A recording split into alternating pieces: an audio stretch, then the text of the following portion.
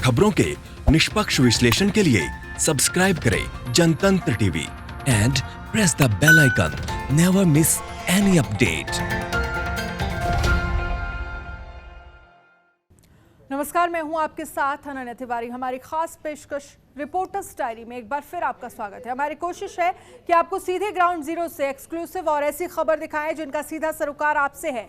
वो खबरें जो आपकी जिंदगी पर असर डाल रही हैं। सोशल मीडिया और फेक न्यूज़ की बाढ़ के बीच हमारे रिपोर्टर्स सीधे आप तक खबरें पहुंचाएंगे, आपसे जुड़ी खबर का हर पहलू आप तक पहुंचाएंगे। तो देखिए हमारी खास पेशकश रिपोर्टर्स डायरी।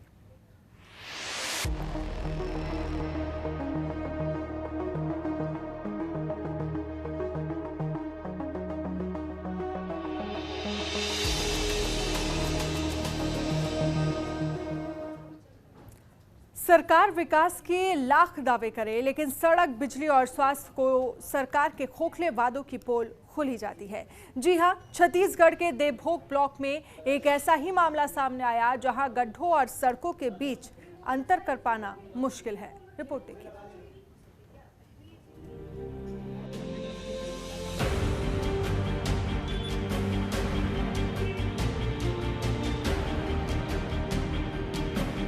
एनएच का नाम लेते ही आपको चमचमाती सड़कें दिखेंगी, सर पर दौड़ती गाड़ियां नजर आएंगी। लेकिन छत्तीसगढ़ के नेशनल हाईवे की जमीनी हकीकत कुछ और ही है, जहां सिर्फ गड्ढे ही गड्ढे दिखते हैं, जहां साल के 12 महीने कीचड़ ही कीचड़ मिलता है और बारिश का मौसम आ जाए तो हालात बद से बदतर हो जाते हैं। इन सड़कों पर जल जमाव की ऐसी स्थिति बनती है कि गाड़ियों का लंबा जाम लगना आम सी बात लगने लगती है। जो रोड है ये नेशनल हाईवे रोड है। आए दिन दुर्घटना होते जा रहा है। कई गड्ढे हैं, दुर्घटना होते जा रहे हैं। जो ये इस रोड को बनना चाहिए, राज्य सरकार कई दफ़ा ये इसको चालू करने के लिए दे दिए हैं, इसके बावजूद भी नहीं बन रहा है। जो कागजी कार्रवाई बस हो रहा है और कुछ नहीं हो रहा है। नेशनल हाईवे के इन्हीं बदतर हालातों के चलते ही यहाँ दुर्घटनाएं होना आम सी बात है, जिसकी वजह से इस हाईवे को खूनी सड़क के नाम से भी जाना जाता है। इस नेशनल हाईवे की दुर्दशा किस कदर है, यह आप तस्वीरों में देख ही सकते हैं। इस खूनी सड़क पर अब तक अनेकों राहगीर अपनी जान गंवा चुके हैं, लेकिन सुध लेने वाला कोई नहीं। देखिए, यातायात की तो इस क्षेत्र में बहुत बड़ी समस्या है और आए दिन यह देखा जा रहा है कि एकदम यह क्षेत्र दुर्घटना के लिए एकदम माहिर हो गया है, अव्वल दर्जा मिल गई है। और कहा जाए कि इसकी सुध अभी तक कोई शासन प्रशासन दोनों तरफ से किसी की बहाली या तो इस क्षेत्र में कुछ विशेष योगदान नहीं रहा है। तो मैं निश्चित तौर पर बोल सकता हूँ कि इसमें कोई दो राय नहीं रहे कि यह जर्जर होगी।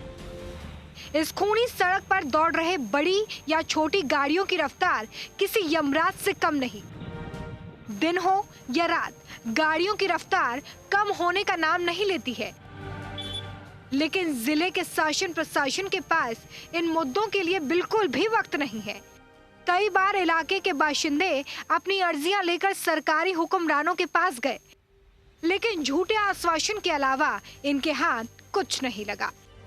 भारी बरसात के कारण जो सड़क 130C है उसमें काफ़ी क्षति हुई है और काफ़ी गड्ढे आ चुके हैं उसमें। तो मरम्मत के लिए हमने संबंधित जो PWD की राष्ट्रीय राजमार्ग शाखा है उनको पत्र लिखा है कि वो शीघ्र ही उसका मरम्मत कार्य चालू करवाएं। इलाके के लोगों में आए दिन हो रही सड़क दुर्घटनाओं को लेकर डर बैठ गया है, जिसकी वजह से ये लोग लगातार शासन प्रशासन से मदद की गुहार लगा रहे हैं। लेकिन प्रशासन के पास ये मुद्दे केवल चुनावी मौसम में आते हैं और चुनाव होने के बाद वापस से गायब हो जाते हैं। अगर किसी के हाथ खाली रह जाते हैं तो वो है जनता, जिनकी गुहार सालों से कोई भी सुनने को तैयार नहीं है। 130 का नाम लेते ही आप लोगों के जहन में यह आएगा कि चमचमाती हुई सड़कें होगी, लेकिन एक हम आपको नज़ारा दिखा रहे हैं, यह है नेशनल हाईवे। जिस तरीके से इस सड़क में बड़े बड़े गड्ढे हैं एवं बड़े बड़े यहाँ पर गड्ढे के कारण यहाँ पर आए दिन दुर्घटना होती है, लेकिन प्रशासन सुध नहीं ले रहा है। हम इस नेशनल हाईवे की आपको दुर्दशा दिखा रहे हैं। यह नेशनल हाईवे 130 है, सिर्फ नक्शे एवं मैप में यह दिखती है और बोर्ड में दिखती है, लेकिन नेशनल हाईवे जिस तरीके से यहाँ पर जर्जर है, आए दिन सड़क में दुर्घटना होती है, साथ में लंबा जाम भी लगता है। मनमोहन नेताम, जनतंत्र टीवी, रायपुर। और वहीं छत्तीसगढ़ में माओवादी नेताओं को खुश रखने के लिए हिंसात्मक घटना को अंजाम दे रहे हैं, जिसमें कई निर्दोष अब तक अपनी जान गंवा बैठे हैं। ऐसे में सवाल है कि क्या सीपीआई माओवादी और सेंट्रल कमेटी इन निर्दोष आदिवासियों की हत्या की जिम्मेदारी लेंगे? रिपोर्ट देखिए।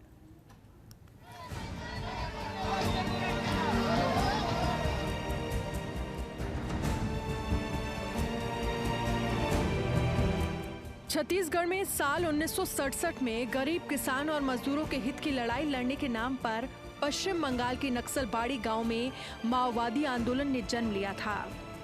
लेकिन इन 53 सालों में दिशा विहीन और नेतृत्व विहीन होकर ये आंदोलन एक संगठित लुटेरे गिरोह में तब्दील हो गया, जिसके बाद इस नक्सल संगठन की असलियत ये है कि विगत 20 सालों में 1769 निर्दोष आदिवासियों को माओवादियों ने पुलिस की मुखबिरी के शक में मौत के घाट उतार दिया था, जिसमें कई नाबालिग बच्चे, गर्भवती महिलाएं, बुजुर्ग व्यक्ति और दिव्यांग ग्रामीण शामिल हैं।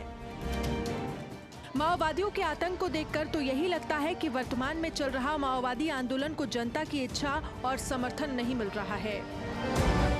इसके साथ ही इस नक्सल आंदोलन के प्रति युवाओं को किसी भी प्रकार की रुचि नहीं है। इस परिस्थिति में सिर्फ अपने वर्चस्व को कायम रखने के लिए माओवादी किसी भी निर्दोष ग्रामीण की हत्या करने, सरकारी प्रॉपर्टी क्षतिग्रस्त करने और शासकीय भवनों को नुकसान पहुंचाने इत्यादि नकारात्मक और विनाशकारी कार्यों को अंजाम दे रहे हैं। आज भी आए दिन जिले में नक्सली आतंक की खबरें आती रहती हैं, जिसको लेकर पुलिस प्रशासन भी अब मुस्तैद हो गया है, जिसको लेकर पुलिस जगह जगह पर मुस्तैदी से लोगों की सुरक्षा के लिए तैनात है। लेकिन ये माओवादी अपनी हरकतों से बाज नहीं आ रहे हैं, और जिसकी वजह से आज भी छत्तीसगढ़ के लोग पिछड़ी जिंदगी जीने को मजबूर हैं। वर्तमान में नक्सल संगठन बिल्कुल दिशाविहीन एवं नेतृत्वहीन हो चुकी। उनकी स्थानीय कैडर्स द्वारा सिर्फ अपना वरिष्ठ कैडर्स को खुश करने के लिए किसी भी निर्दोष आदिवासी ग्रामीण को पुलिस की मुखबिर के शक पर हत्या करना, स्कूल एवं आश्रम बिल्डिंग को ध्वस्त करना, सड़क पुल पुलियों को क्षति पहुंचाना, इस प्रकार के नकारात्मक गतिविधि में लगा हुआ। विगत 20 वर्ष में नक्सल द्वारा बस्तर क्षेत्र में 1700 से अधिक निर्दोष ग्रामीण को पुलिस के मुखबिर पर आरोप पर हत्या कर दी गई। इसमें अनेक नाबालिग बच्चे एवं महिला भी शामिल है। माओवादी के इस प्रकार के एक विकास विरोधी एवं आदिवासी विरोधी चेहरा को स्थानीय जनता देख लिया और पहचान लिया है। इसी कारण से वर्तमान में नक्सल संगठन को स्थानीय जनता द्वारा बिल्कुल किसी प्रकार का समर्थन नहीं दी जा रही है और नक्सल संगठन में नया कोई भर्ती नहीं हो रहा है। इन तमाम परिस्थिति को देखते हुए माओवादी की टॉप लीडर्स में काफ़ी एक बौखलाहट की स्थिति है। नक्सल आंदोलन ऐसे पड़ाव में पहुंच गया है जहां से उसका खात्मा जल्द होगा। ऐसे में लोगों को अपने वर्चस्व की चिंता है, जिसकी वजह से लोगों और सरकारी चीजों को नुकसान पहुंचाने से बाज नहीं आ रहे हैं। नक्सलियों ने जब बस्तर में प्रवेश किया था तो जल जंगल जमीन और ग्रामीणों के हित की लड़ाई लड़ने की बात कही थी, लेकिन छत्तीसगढ़ के गठन के 20 साल बाद नक्सलियों ने अब तक मुखबिर का आरोप लगाकर 1700 से ज़्यादा ग्रामीणों को मौत के घाट उतार दिया है। नक्सलवाद अब एक विचारधारा नहीं, आतंक बनकर रह गया है। बस्तर आईजी सुंदरराज पी ने नक्सलियों के शीर्ष नेताओं से 5 सवाल पूछे हैं। हालांकि बस्तर आईजी के पूछे गए सवाल पर नक्सलियों तक तो ये जानकारी पहुंच गई होगी और अब बस्तर पुलिस को इंतजार है कि नक्सली बस्तर आईजी का जवाब किस प्रकार से देते हैं। कैमरा पर्सन अनुराग के साथ विजय पचौरी, जनतंत्र टीवी, बस्तर। चुनावी साल में बिहार सरकार और उनके नुमाइंदे बिहार में विकास के डंके बजा रहे हैं, लेकिन पटना में ही एक गांव ऐसा भी है जो विकास की बाट जो रहा है। इस गांव में ना तो स्कूल है, ना ही स्वास्थ्य केंद्र, और यहां तक कि इस गांव में अभी तक जाने के लिए रास्ता भी नहीं है। गांव वाले नाव के सहारे आवाजाही करने के लिए मजबूर है। खास बात यह है कि ये गांव सीएम आवास से 6 किलोमीटर की दूरी पर है। रिपोर्ट देखिए। पटना के एक ऐसे गांव की तस्वीर आपको हम दिखाएंगे जहां आने जाने का रास्ता बिल्कुल भी नहीं है। अभी भी यहां आने के लिए नाव का सहारा लेना पड़ता है। यह गांव मुख्यमंत्री आवास से महज 6 से 7 किलोमीटर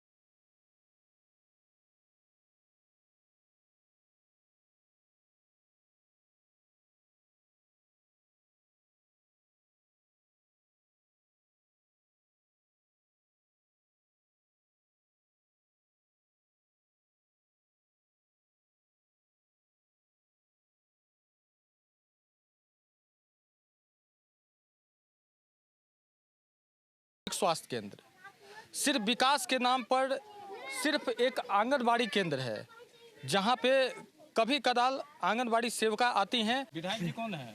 वो थे चौरसिया जी। अच्छा, वो नहीं आते हैं? अभी नहीं आ रहे हैं, पहले आते थे, नहीं अब आते हैं। बाढ़ आया था? नहीं आए हैं। बाढ़ में कोई राहत सामग्री सरकारी कोर से मिला? अभी कुछ नहीं, कुछ नहीं, कुछ नहीं, कुछ नहीं। हमने के दिक्कत बा, पैखाना भी नहीं बनल, घर भी नहीं बनल, कागज भी नहीं बनल, सर्वे चीज के तो हमने के दुखते बा। कौन चीज के परपत बा, काथी कहीं। जब बाढ़ आ जाला तो कितना दिक्कत होला? बाढ़ आले तो देखते नहीं है कि चलेला रास्ता है। पलायन का दर्द क्या होता है, कोई बिंद टोली के निवासियों से पूछे। पटना साहिब लोकसभा क्षेत्र में आने वाले इस इलाके को 3 साल पहले विकास के नाम पर विस्थापित किया गया और इनकी पुश्तैनी जमीन ले ली गई, मगर जहां बसाया गया वहां आज तक कोई बुनियादी सुविधा नहीं मिली। इस बस्ती के लोगों को हर साल बाढ़ की चपेट में आने की समस्या रहती है। इसके साथ ही इस बस्ती में 5000 लोग रहते हैं। बहुत दिक्कत है। क्या क्या दिक्कत है? दिक्कत है नहीं, अब अभी ले शुद्ध से मिट्टी भराई नहीं हुआ है। बरसात में भी हम लोग का दिक्कत हो जाता है, घर में इतना इतना पानी ढुक जाता है। नेताजी आते हैं चुनाव के समय? नेताजी आते हैं या आकर के अपना वोट मांग करके चले जाते हैं। हम लोग के लालू भाई लेके बसा दिए जंगल में, नीति से लालू। हाँ, हम लोग का इतने दिक्कत है कि कोई ने पानी आज तक मिला, ने कोई ऐसा सहारा मिला सरकार से, आज तक नहीं। यहाँ आज भी बुनियादी सुविधाओं का घोर अभाव है, लेकिन यहाँ के लोग इतने जिंदा दिल हैं कि चुनावी हवा के सवाल पर मुस्कुराते हुए जवाब देते हैं। बहरहाल अब देखने वाली बात होगी कि चुनाव के बाद इनके दिन कितने बहाल होते हैं। बिहार में चुनावी साल है, नेताओं का दौरा लगातार अपने क्षेत्र में है। ऐसे में बिहार की जनता नेताओं को विकास के नाम पे वोट देती है या कुछ और। जनतन टीवी के लिए पटना से अभिषेक सिंह की रिपोर्ट। वक्त एक छोटे से ब्रेक का, फौरन हाजिर होंगे।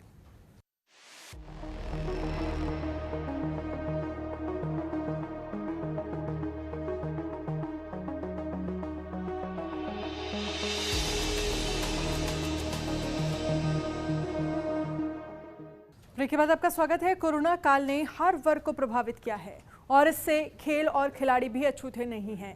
जी हाँ, हम बात कर रहे हैं कुछ ऐसे ही खिलाड़ियों की जिन्होंने न सिर्फ प्रदेश और देश में अपनी काबिलियत का डंका बजाया, बल्कि विदेशों में भी धूम मचाई, लेकिन आज कोरोना से उपजे हालातों के सामने मजबूर है। इस रिपोर्ट में देखिए।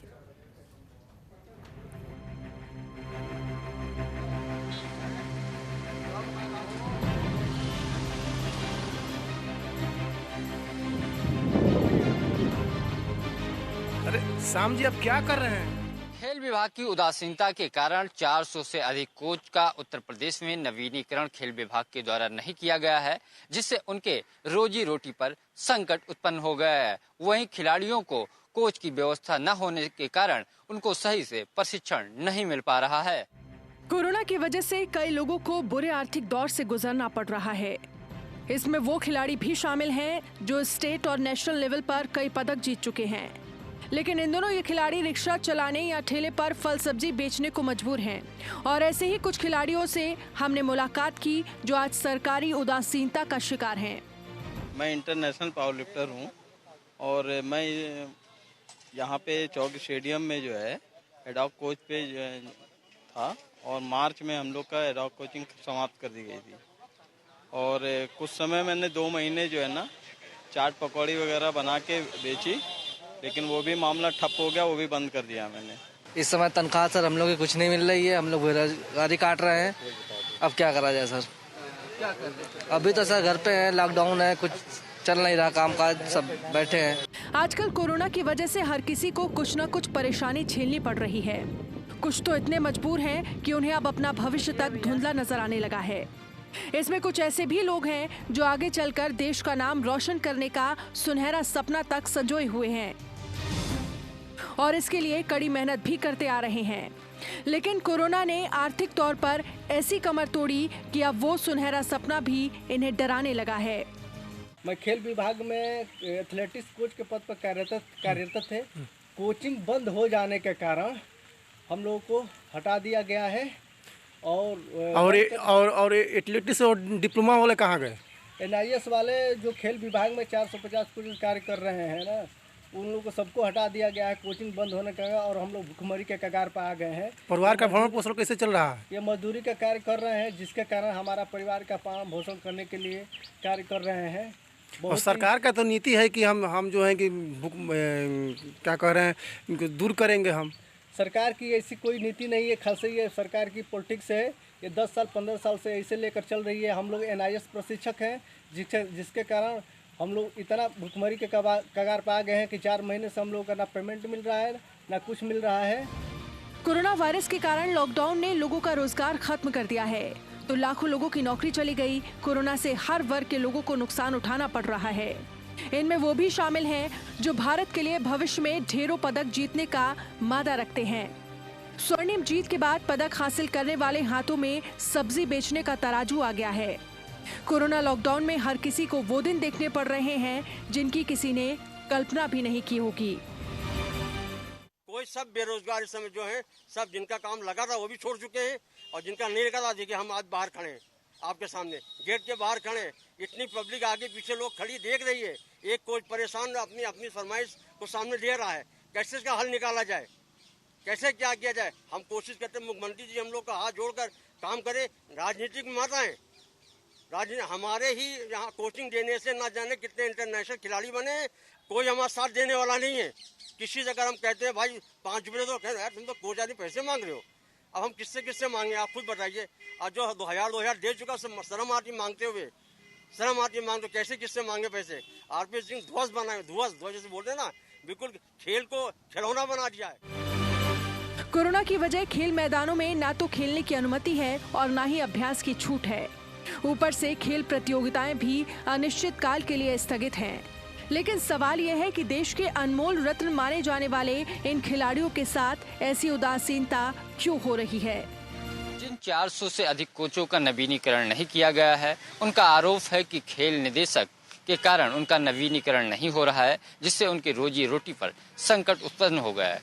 वहीं जो युवा खेल में भविष्य बनाना चाहते हैं, उनको सही से कोच न मिलने के कारण जिनकी भविष्य खासकर खेलों में है, उनका भी भविष्य चौपट होता नजर आ रहा है। एक तरफ कोरोना संक्रमण के दौरान प्रशिक्षण बंद था, लेकिन अब खुलने के बावजूद कोच न मिलने के कारण उनको भी दिक्कतों का सामना करना पड़ रहा है। कोचों का कहना है कि 1 दर्जन से अधिक बार खेल डायरेक्टर से मिला गया, लेकिन उन्होंने एक भी नहीं सुनी। खेल मंत्री से लेकर के मुख्यमंत्री तक दरबार में हाजिरी लगाई गई, लेकिन उनकी अभी तक कोई सुनने के लिए तैयार नहीं है। कैमरामैन रोशन के साथ पंकज चतुर्वेदी, जनतंत्र टीवी, लखनऊ। रिपोर्टर्स डायरी में फिलहाल इतना ही। देश दुनिया की तमाम बड़ी खबरों के लिए आप देखते रहिए जनतंत्र टीवी। नमस्कार।